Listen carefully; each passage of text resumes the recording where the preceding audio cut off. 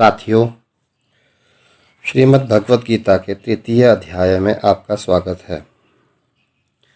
अध्याय 2 में हमने जाना कि किस प्रकार अर्जुन शिष्य रूप में कृष्ण की शरण ग्रहण करता है और कृष्ण उससे नश्वर भौतिक शरीर तथा नित्य आत्मा के मूलभूत अंतर की व्याख्या करते हुए अपना उपदेश प्रारंभ करते हैं। भगवान उसे देहांतरण की प्रक्रिया, परमेश्वर की निष्काम सेवा तथा स्वरूप सिद्ध व्यक्ति के गुणों से अवगत करवाते हैं।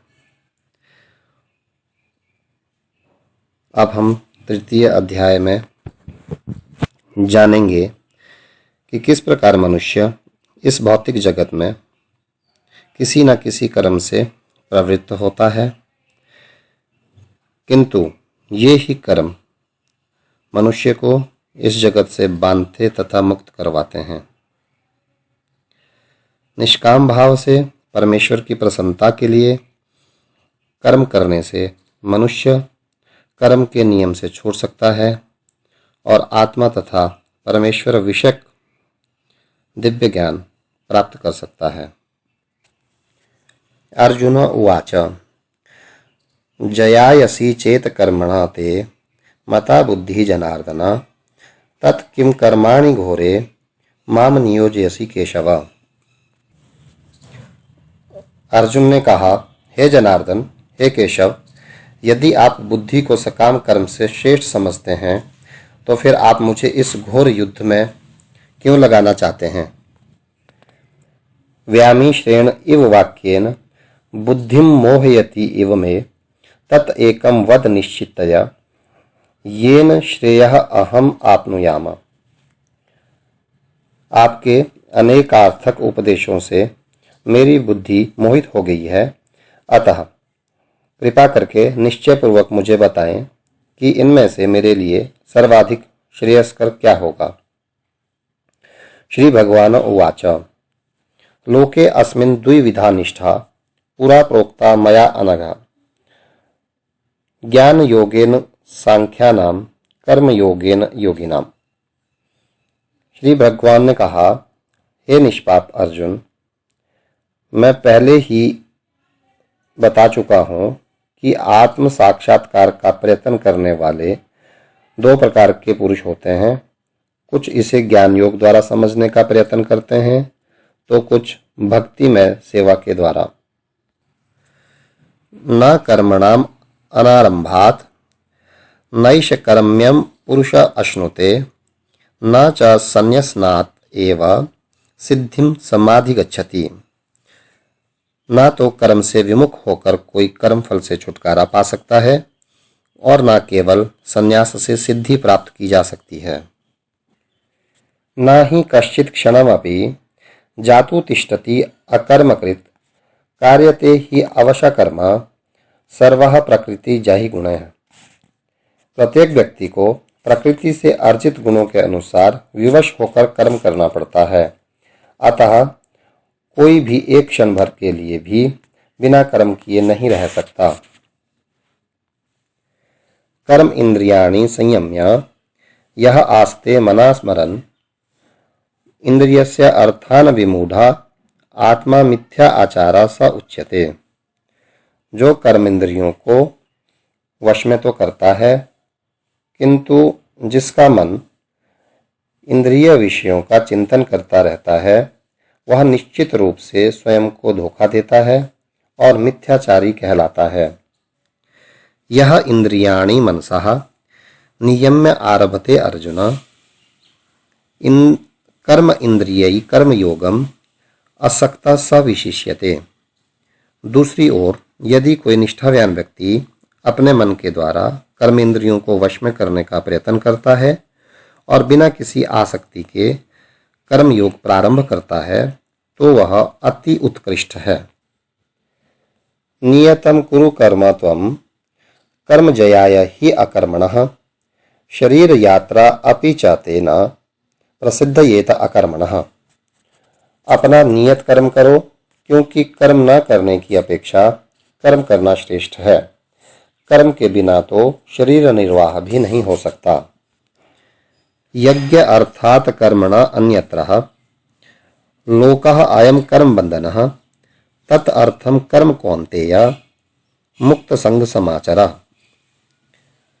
विष्णु के लिए यज्ञ रूप में कर्म करना चाहिए, अन्यथा कर्म के द्वारा इस भौतिक जगत में बंधन उत्पन्न होता है। अतः हे कुंती पुत्र, उनकी प्रसन्नता के लिए अपने नियत कर्म करो, इस तरह तुम बंधन से सदा मुक्त रहोगे। सह यज्ञः प्रजा सृष्ट्वा पुरोवाच प्रजापतिः अनेन प्रसविष्वध्वम् एषः व अस्तु इष्ट कामधुक्। सृष्टि के प्रारंभ में समस्त प्राणियों के स्वामी ने विष्णु के लिए यज्ञ सहित मनुष्य तथा देवताओं की संततियों को रचा और उनसे कहा, तुम इस यज्ञ में सुखी रहो, क्योंकि इसके करने से तुम्हें सुखपूर्वक रहने तथा मुक्ति प्राप्त करने के लिए समस्त वांछित वस्तुएं प्राप्त हो सकेंगी। देवान भावयता अनेन ते देवाः भावयन्तु वः परस्परं भावयन्तः श्रेयः परम अवाप्स्यथ। यज्ञों के द्वारा प्रसन्न होकर देवता तुम्हें भी प्रसन्न करेंगे और इस तरह मनुष्यों तथा देवताओं के मध्य सहयोग से सबों को प्रसन्नता प्राप्त होगी। इष्टान योगान ही व देवा दासयन्ते यज्ञ भावितः तै दत्तान अप्रदाय एभ्य या भुंक्ते स्तेन एव सह। जीवन की विभिन्न आवश्यकताओं की पूर्ति करने वाले विभिन्न देवता यज्ञ संपन्न होने पर प्रसन्न होकर तुम्हारी सारी आवश्यकताओं की पूर्ति करेंगे, किंतु जो इन उपहारों को देवताओं को अर्पित किए बगैर ही भोगता है वह निश्चित ही चोर के समान है। यज्ञ शिष्ट अशिनः सन्तः मुच्यन्ते सर्वकिल्बिषैः भूयन्ते ते तु अघम पापः ये पचन्ति आत्म कारणात्। भगवान के भक्त सभी प्रकार के पापों से मुक्त हो जाते हैं, क्योंकि वे यज्ञ में अर्पित किए हुए भोजन को ही खाते हैं। अन्य लोग जो अपने इंद्रिय सुख के लिए भोजन बनाते हैं वे निश्चित रूप से ही पाप खाते हैं। अन्नात् भवन्ति भूतानि पर्जन्यात् अन्न संभवः यज्ञात् भवति पर्जन्यः यज्ञ कर्म समुद्भवः। सारे प्राणी अन्न पर आश्रित है जो वर्षा से उत्पन्न होता है। वर्षा यज्ञ संपन्न करने से होती है और यज्ञ नियत कर्मों से उत्पन्न होता है। कर्म ब्रह्म उद्भवम विधि ब्रह्म अक्षर समुद्भवम तस्मात् सर्वगतम ब्रह्म नित्यम यज्ञे प्रतिष्ठितम। वेदों में नियमित कर्मों का विधान है और ये वेद साक्षात पर ब्रह्म से प्रकट हुए हैं। फलतः सर्वव्यापी ब्रह्मा यज्ञ कर्मों में सदा स्थित रहता है। एवं प्रवर्तितं चक्रम न अनुवर्तयति इह यः अघ आयुः इंद्रिय आरामः मोघम पार्थ स जीवति। हे प्रिय अर्जुन, जो मानव जीवन में इस प्रकार वेदों द्वारा स्थापित यज्ञ चक्र का पालन नहीं करता वह निश्चय ही पापमय जीवन व्यतीत करता है। ऐसा व्यक्ति केवल इंद्रियों की तुष्टि के लिए ही व्यर्थ जीवन जीता रहता है। यह तु आत्मरति एव स्यात् आत्मतृप्त च मानवः आत्मनि एव च संतुष्टः तस्य कार्यम न विद्यते। किंतु जो व्यक्ति आत्मा में ही आनंद लेता है तथा जिसका जीवन आत्म साक्षात्कार युक्त है और जो अपने में ही पूर्णतया संतुष्ट रहता है उसके लिए कुछ करणीय कर्तव्य नहीं होता। न एव तस्य कृतेन अर्थः न अकृतेन इह कश्चन न च अस्य सर्वभूतेषु कश्चित अर्थ व्यपाश्रयः। स्वरूप सिद्ध व्यक्ति के लिए न तो अपने नियत कर्मों को करने की आवश्यकता रह जाती है, न ऐसा कर्म न करने का कोई कारण ही रह जाता है। उसे किसी अन्य जीव पर निर्भर रहने की आवश्यकता भी नहीं रह जाती। तस्मात् असक्तः सततं कार्यं कर्म समाचरः असक्तः ही आचरण कर्म परम आपनोति पुरुषः। अतः कर्म फल में आसक्त हुए बिना मनुष्य को अपना कर्तव्य समझकर निरंतर कर्म करते रहना चाहिए, क्योंकि अनासक्त होकर कर्म करने से उसे परब्रह्म की प्राप्ति होती है। कर्मणा एव संसिद्धिम आस्थिता जनकादयः लोक संग्रहम एव अपि संपश्यन कर्तुम अर्हसि। जनक जैसे राजाओं ने केवल नित्य कर्म को करने से ही सिद्धि प्राप्त की, अतः सामान्य जनों को शिक्षित करने की दृष्टि से तुम्हें कर्म करना चाहिए। यत् यत् आचरति श्रेष्ठः तत् तत् एव इतरः जनः स यत् प्रमाणं कुरुते लोक तत् अनुवर्तते। महापुरुष जो जो आचरण करता है सामान्य व्यक्ति उसी का ही अनुसरण करते हैं। वह अपने अनुसरणीय कार्यों से जो आदर्श प्रस्तुत करता है संपूर्ण विश्व उसका अनुसरण करता है। न मे पार्थ अस्ति कर्तव्यम त्रिषु लोकेषु किश्चन अन्वाप्तम अवाप्तव्यम वर्ते एव च कर्मणि। हे पृथापुत्र, तीनों लोकों में मेरे लिए कोई भी कर्म नियत नहीं है, न मुझे किसी वस्तु का अभाव है और न आवश्यकता ही है, तो भी मैं नियत कर्म करने में तत्पर रहता हूँ। यदि ही अहम न वर्तेयम जातु कर्मणि अतंद्रितः मम वर्तमा अनुवर्तन्ते मनुष्या पार्थ सर्वशः। क्योंकि यदि मैं नियत कर्मों का सावधानी पूर्वक पालन ना करूं तो हे पार्थ, वह निश्चित है कि सारे मनुष्य मेरे पथ का ही अनुगमन करेंगे। उत्सिरेयुः इमे लोका न कुर्याम कर्म चेताहम शंकरस्य च कर्ता स्याम उपहन्याम इमाः प्रजा। यदि मैं नियत कर्म ना करूं तो ये सारे लोग नष्ट हो जाएं, तब मैं अवांछित जन समुदाय को उत्पन्न करने का कारण हो जाऊंगा और इस तरह संपूर्ण प्राणियों की शांति का विनाशक बनूंगा। सक्तः कर्मणि अविद्वांसः यदा कुर्वन्ति भारतः कुर्यात् विद्वान् तथा आसक्तः चिकीर्षु लोक संग्रहम्। जिस प्रकार अज्ञानी जन फल की आसक्ति से कार्य करते हैं, उसी तरह विद्वान जनों को चाहिए कि वे लोगों को उचित पथ पर ले जाने के लिए अनासक्त रह करके कार्य करें। न बुद्धि वेदम जनयेता अज्ञानाम कर्म संगीनाम जोशयेता सर्वकर्माणि विद्वान युक्त समाचरण। विद्वान व्यक्ति को चाहिए कि वह सकाम कर्मों में आसक्त अज्ञानी पुरुषों को कर्म करने से रोके नहीं, ताकि उनके मन विचलित न हो, अपितु भक्ति भाव से कर्म करते हुए वह उन्हें सभी प्रकार के कार्यों में लगाएं। प्रकृतेः क्रियमाणानि गुणैः कर्माणि सर्वशः अहंकार विमूढ़ात्मा कर्ता अहम इति मन्यते। जीवात्मा अहंकार के प्रभाव से मोहग्रस्त होकर अपने आप को समस्त कर्मों का कर्ता मान बैठता है, जबकि वास्तव में वे प्रकृति के तीनों गुणों द्वारा संपन्न किए जाते हैं। तत्ववित् तु महाबाहो गुण कर्म विभागयोः गुणः गुणेषु वर्तन्ते इति मत्वा न सज्जते। हे महाबाहु, भक्ति भाव में कर्म तथा सकाम कर्म के भेद को भली भांति जानते हुए जो परम सत्य को जानने वाला है, वह कभी भी अपने आप को इंद्रियों में तथा इंद्रिय तृप्ति में नहीं लगाता। प्रकृते गुण सम्मूढ़ः सजन्ते गुण कर्मसु तान अकृत्सन विद मंदान कृत्सन विद न विचालयेत। माया के गुणों से मोहग्रस्त होने पर अज्ञानी पुरुष पूर्णतः भौतिक कार्यों में संलग्न रहकर उनमें आसक्त हो जाते हैं। यद्यपि उनके ये कार्य उनके ज्ञान के अभाव के कारण अधम होते हैं, किंतु ज्ञानी को चाहिए कि उन्हें विचलित ना करे।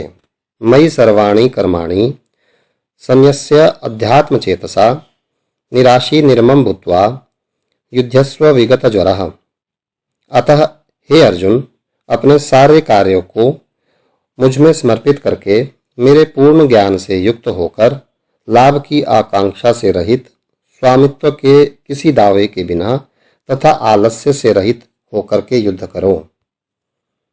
ये मे मतम इदम नित्यम अनुतिष्ठन्ति मानवः श्रद्धावन्तो अनुसूयन्तो उच्यन्ते ते अपि कर्मभिः।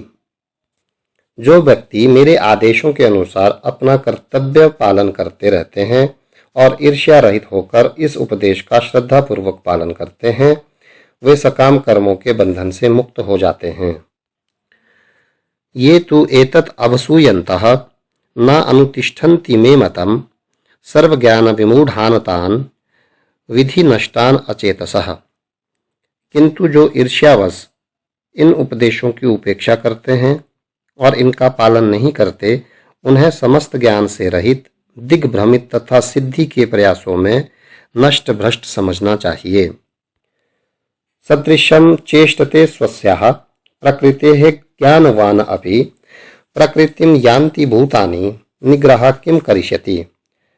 ज्ञानी पुरुष भी अपनी प्रकृति के अनुसार कार्य करता है, क्योंकि सभी प्राणी तीनों गुणों में प्राप्त अपनी प्रकृति का ही अनुसरण करते हैं।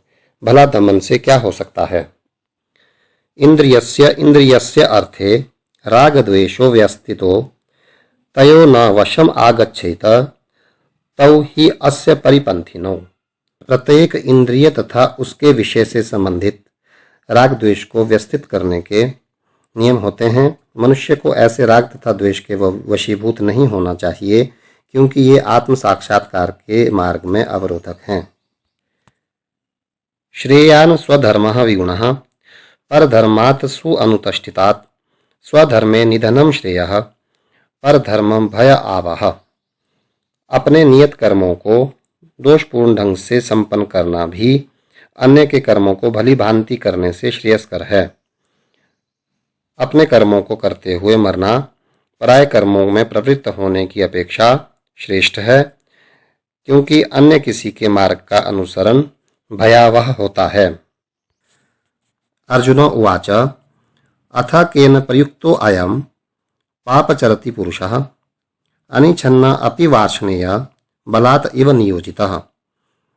अर्जुन ने कहा, हे वृष्टिवंशी, मनुष्य ना चाहते हुए भी पाप कर्मों के लिए प्रेरित क्यों होता है। ऐसा लगता है कि उसे बलपूर्वक उनमें लगाया जा रहा हो। श्री भगवान उवाच कामः एषः क्रोधः एषः रजो गुण समुद्भवः महाआशन महापाप्मा विधि एनम इह वैरिणम। श्री भगवान ने कहा, हे अर्जुन, इसका कारण रजोगुण के संपर्क से उत्पन्न काम है, जो बाद में क्रोध का रूप धारण करता है और जो इस संसार का सर्वभक्षी पापी शत्रु है। धूमेन आवरीयते वह्नि यथा आदर्शः मलेन च यथा उल्बेन आवृता गर्भः तथा तेन इदम आवृतम। जिस प्रकार अग्नि धुएं से, दर्पण धूल से अथवा भ्रूण गर्भाशय से आवृत रहता है, उसी प्रकार जीवात्मा इस काम की विभिन्न मात्राओं से आवृत रहता है। आवृतम ज्ञानम एतेन ज्ञानिनः नित्यवैरिणा कामरूपेण कौन्तेय दुष्पूरेण अनलेन च। इस प्रकार ज्ञानमय जीवात्मा शुद्ध चेतना अपने काम रूपी नित्य शत्रु से ढकी रहती है, जो कभी भी तुष्ट नहीं होता और अग्नि के समान जलता रहता है। इंद्रियाणि मनोबुद्धि अस्य अधिष्ठानमुच्यते एते विमोहयति एषः ज्ञानम आवृत्य देहिनम। इंद्रियां, मन तथा बुद्धि इस काम के निवास स्थान हैं। इनके द्वारा यह काम जीवात्मा के वास्तविक ज्ञान को ढककर उसे मोहित कर लेता है। तस्मात् त्वम् इंद्रियाणि आदौ नियम्य भरतर्षभ पापमानं प्रजहि ही एनम ज्ञान विज्ञान नाशनम। इसलिए हे भरतवंशियों में श्रेष्ठ अर्जुन, प्रारंभ में ही इंद्रियों को वश में करके इस पाप के महान प्रतीक काम का दमन करो और ज्ञान तथा आत्म साक्षात्कार के इस विनाशकर्ता का वध करो। इंद्रियाणि पराणि आहु इंद्रियेभ्यः परमः मनः मनसा तु परा बुद्धिः या बुद्धे परतः तु सः। कर्म इंद्रियों जड़ पदार्थ की अपेक्षा श्रेष्ठ है, मन इंद्रियों से बढ़कर है, बुद्धि मन से भी उच्च है और वह आत्मा बुद्धि से भी बढ़कर है। एवं बुद्धे परम बुद्ध्वा संस्तभ्य आत्मानम् आत्मनः जहि शत्रुं महाबाहो कामरूपम दुरासदम। इस प्रकार हे महाबाहु अर्जुन, अपने आप को भौतिक इंद्रियों, मन तथा बुद्धि से परे जानकर और मन को सावधान आध्यात्मिक बुद्धि में स्थिर करके आध्यात्मिक शक्ति द्वारा इस काम रूपी दुर्जेय शत्रु को जीतो। तो इस प्रकार अध्याय 3 में हमने जाना कि इस भौतिक जगत में हर व्यक्ति को किसी न किसी प्रकार के कर्म में प्रवृत्त होना पड़ता है, किंतु ये कर्म ही हैं जो उसे जगत से बांधने तथा मुक्त करवाते हैं। निष्काम भाव से यदि कर्म को किया जाए और उस ईश्वर की प्रसन्नता के लिए कर्म को किया जाए तो मनुष्य कर्म के नियम से छूट जाता है और आत्मा तथा परमात्मा का जो दिव्य ज्ञान है वह उसे प्राप्त हो सकता है।